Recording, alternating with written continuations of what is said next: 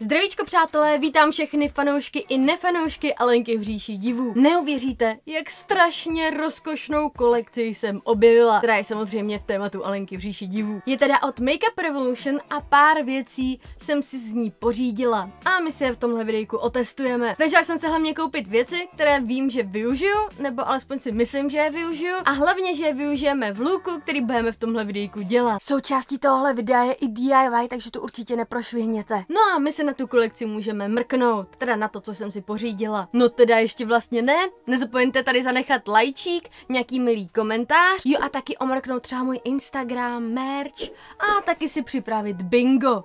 Protože bez něj tohle snad ani nemůžete sledovat. No dobře, můžete. Ale mám ráda, když vás můžu nějak zabavit navíc. Tak jo, a teď už se na to jdeme opravdu mrknout. Já bych začala tady touhle paletkou, u který ten design je fakt jako boží a miluju to, že je to ve tvaru i prostě s potiskem kloboučníkova klobouku. Tak a měli bychom tam mít téměř všechny barvy, které budeme v následujícím looku potřebovat. Je v ní teda 7 třpitivých stínů.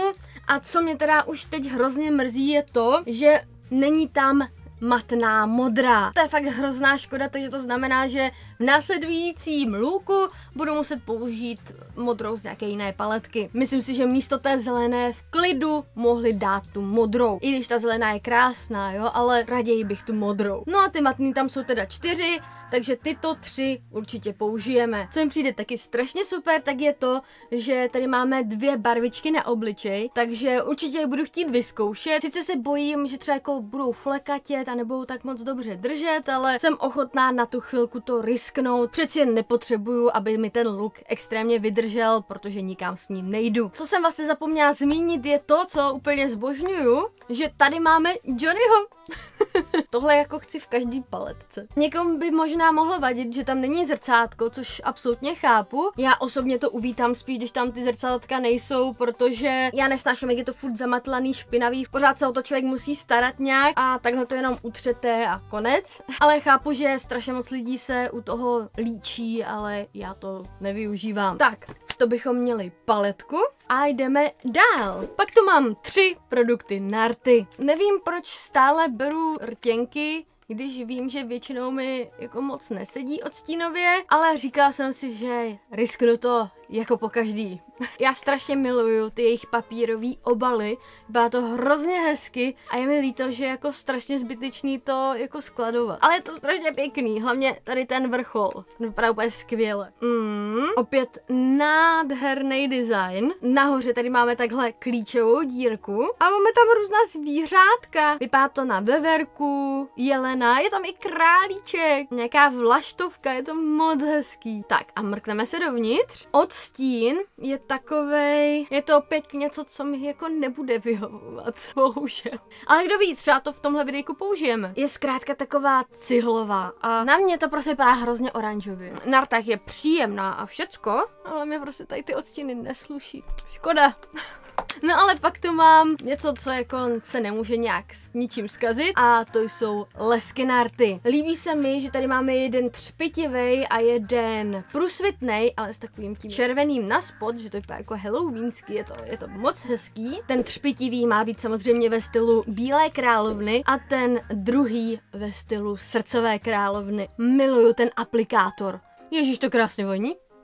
Jsem hrozně ráda, když se někde nedávají takové ty chlupaté aplikátory. Víte, co myslím, že jo? A ono vždycky, když si to dáváte třeba na nějakou rtěnku, tak je to zamatlaný a vypadá to hnusně a pak to tam dáte a prostě je to nechutný. Takhle se vám tam nenahmatá vůbec nic a zbožňuju to, že díky za to. Ale, ježiš, tak pěkně to voní. Vůbec nevím, k čemu bych to přirovnala. Tak a teď ten třpitivý. To tak skvěle voní. Možná mi to maličko připomíná karamel. Je mi jasný, že tím, jak je tam opravdu strašně moc těch třpitek a je takový, dá se říct, do bíla, tak kdybyste to nanesli čistě na rty, tak ty rty budou spíš vypadat nemocně než hezky, ale myslím si, že bude naprosto perfektní to na rtěnku jen tak jemně naťupat a ono se to bude krásně třpitit. Já bych řekla, že dobrý. Tyjo, ale zbavit se těch třpitek je celkem náročný. Což je asi dobře. No a to byla teda poslední věc, kterou mám přímo z téhle kolekce. Já jsem teda ještě chtěla jednu tu tvářenku, co tam mají, ale říkala jsem si, že tvářenek mám dost, jako fakt nemám proto takový velký využití a vždycky většinou, když si koupím tvářenku do videa, tak putuje někam dál a tak zkrátka jsem do toho nechtěla investovat, ale pak jsem zjistila, že ta tvářenka se točí. Jo, je to hrozně blbej důvod, proč si chtít něco koupit, jo. Je to fakt hrozně blbej důvod, ale ona se točí. Ale nemám ji, protože jsem na to přišla až potom. No ale poslední věc, kterou jsem si pořídila do tohohle videa, která by se potenciálně mohla hodit, tak je tady tahle řasenka. Ona není přímo Alenka v říši divů, ale tím, že ona má na jedné straně černou řasenku a na druhé bílou, tak jsem si říkala, že právě by to do tohohle videa mohlo být úplně super. Takže jsem to riskla a vzala ji. Řasenky jsou opět něco, co strašně nerada kupuju online, nebo když jako fakt nevím, do čeho jdu, ale přeci jen je tam bílá řasenka.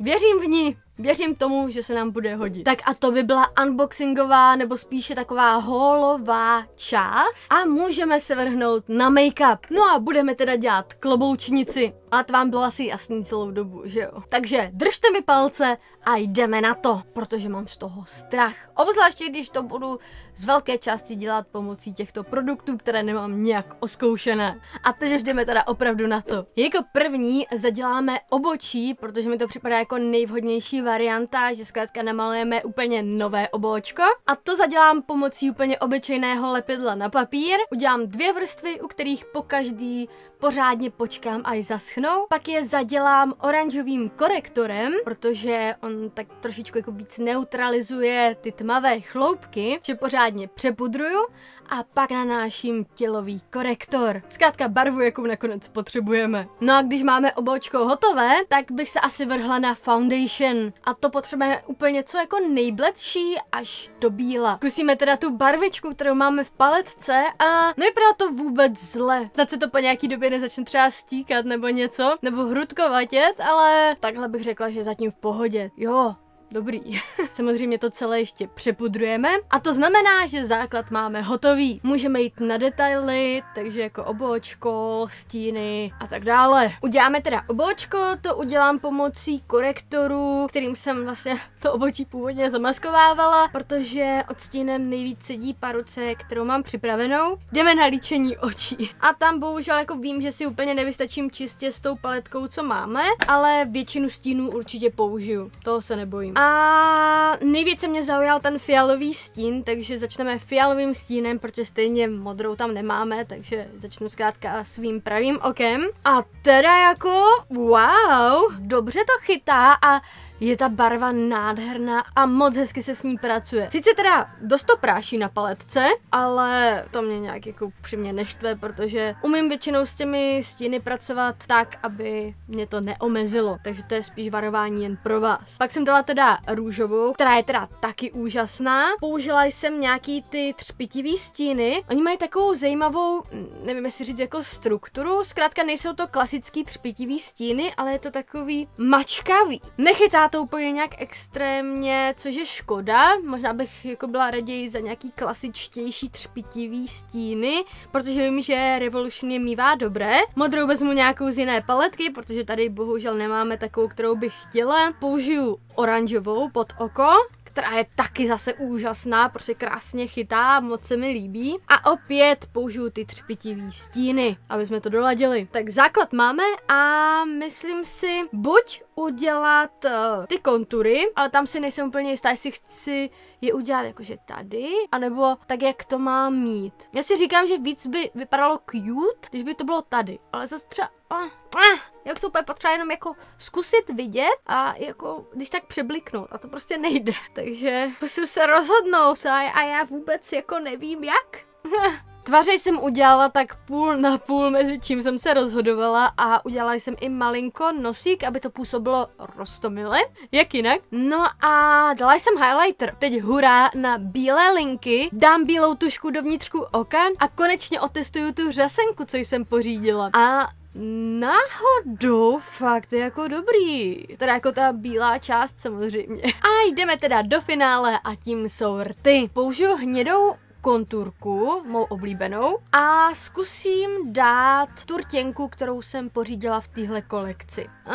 Nevypadá to upřímně vůbec zle, ale asi jako to nesedí vlastně k té předloze. Takže si vezmu ještě rtěnečku ze šrekácké kolekce, taky od Revolution, a jenom to tam jemně naťupu a jo, mně se to líbí teda osobně. A ještě bychom to ozvláštnili a využili tu kolekci, co máme, tak tam ťupnu malinko toho třpitivého lesku. A tada!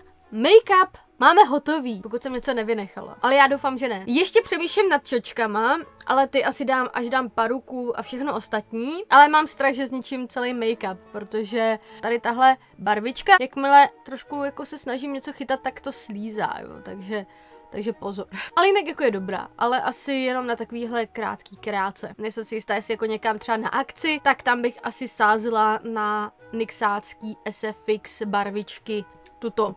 To většinou, když dám, tak se to ani nehne, ale jako taky to dělá problém odlíčit, jo. Takže teď bych to asi viděla na to nasadit paruku a klobouček a asi šáteček. No a mohli bychom si říct vlastně postup toho, jak se vyráběl můj klobouk, nebo tak kloboučníkův klobouk, kloboučnice, klobouk. A tada, máme to! Mám díru v podpáži. Takže jak můžete vidět, paruka je nasazená, klobouček taky, mé vlastní výroby. A dala jsem teda ty čočky, co mi tady zůstaly po natce, a myslím si, že aspoň trošičku mi to oko zvýraznili. Nějak převratně, ale líbí se mi to. Bohužel se mi tady trošku kazí obočí, to podle mě i tím, že mě je teďka celkem horko a potím se a asi hodinu tady točím reelska a tiktoky a prostě tady ty ptákoviny, takže tady dělám jako různý čachry machry. Takže určitě nedoporučuju to lepidlo, co jsem použila já. Pokud máte tip na nějaký dobrý lepidlo na zadělávání obočí, pište mi to dolů do komentářů. No každopádně, pokud jste došli až sem v tomhle videu, tak napište dolů do komentářů, jsi divná. Tak jo? A my se můžeme vrhnout na návod k tady tomuhle kloboučku, který jsem si připravila právě k tomuhle looku. Na ten jsem potřebovala samozřejmě karton, takže jsem od ruky načrtla kolečko, do něj další kolečko, vyřízla, vystřihla, pak jsem udělala zase další kolečko, několik pásků, hromadu pásků a dohromady jsem to nějak polepila lepící pistolí. Ono samozřejmě ten klobouček můžete udělat jak velký chcete, můžete ho udělat klidně i klasicky, jak ho přímo ten kloboučník má, ale mně se zdalo, že prostě toto bude pro mě vhodnější k tomuhle looku a bude to i snazší a hlavně jsem byla omezená i množstvím látky, takže jsem se rozhodla zkrátka pro menší klobouček. Jakmile jsem vytvořila tu základní kostru kloboučku, tak jsem si vzala již zmíněnou látku a začala to oblepovat. To mi dalo zabrat víc, než jsem si upřímně myslela. Myslela jsem si, že to bude rychlejší, ale nakonec, no trvalo to dlouho a bylo to jako fakt strašný. Jako chce to dost trpělivosti. Jo a rozhodně dobrý nůžky, protože to byl další problém můj, že mně se všude postrácely nůžky a mám tady všechny jenom tupý. Takže nůžky jsou taky základ.